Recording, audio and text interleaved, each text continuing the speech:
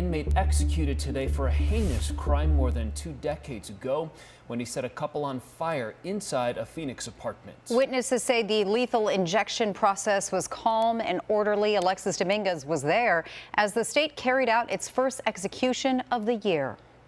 Leroy McGill was put to death today in the 2002 gruesome murder of Charles Perez. Witnesses here in Florence described an overall calm and quiet scene inside the execution chamber.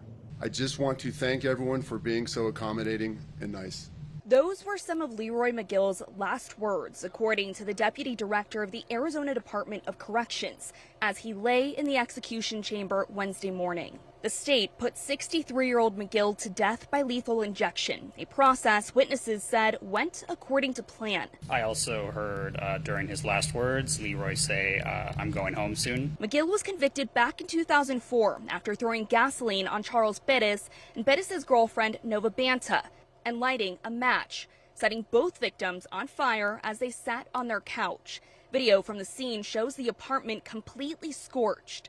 Perez died from his injuries, but Banta, who survived, suffered burns across most of her body and was able to identify McGill as the attacker. At 10:01 a.m., staff brought him in and began strapping him down on the table. Witnesses to the execution included Associated Press reporter Josh Kellety and one other, a TV reporter. Both watched as prison staff administered pentobarbital through IV lines. At 10:13, he made what sounded like a snoring sound. At 10:14, the snoring sound went silent. McGill spent more than 2 decades on death row after jurors convicted him of murder, attempted murder, arson, and endangerment.